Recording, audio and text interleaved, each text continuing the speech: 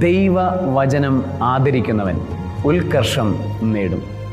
ദൈവവചനത്തെ ആദരിച്ച് ജീവിക്കുന്നവൻ, ദൈവവചനത്തെ അംഗീകരിച്ച് ജീവിക്കുന്നവൻ, ദൈവവചനത്തെ അനുസരിച്ച് ജീവിക്കുന്നവന് ഉത്കർഷമുണ്ടാകും. ആത്മീയമായ ആനന്ദത്തിൽ അവൻ ജീവിക്കും. എന്നാൽ ദൈവവചനത്തിൽ വിശ്വസിക്കാതെ, അറിയാതെ, അതനുസരിച്ച് ജീവിതം ക്രമപ്പെടുത്താതെ ജീവിക്കുന്നവനാണ് നമ്മളെങ്കിൽ നമ്മളുടെ ജീവിതം എപ്പോഴും ചതഞ്ഞരഞ്ഞ ഒരു ഞാങ്ങണ പോലെ നിരാശയിലും സങ്കടത്തിലും ദുഃഖത്തിലും മുന്നോട്ട് പോകും. ആകയാൽ സഹോദര സഹോദരി, ദൈവവചനം സ്വീകരിക്കാം, ദൈവവചനത്തെ അംഗീകരിക്കാം, ദൈവവചനമനുസരിച്ച് ജീവിതത്തെ ക്രമപ്പെടുത്താം.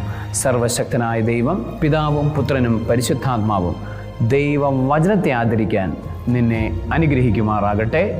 ആമേൻ.